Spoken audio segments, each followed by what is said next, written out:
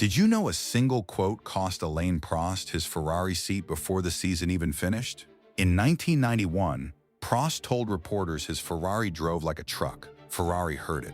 And instead of waiting for the final race, they fired him on the spot and handed his car to a driver who had never started a Grand Prix. One of the greatest drivers alive had to watch a rookie take his seat.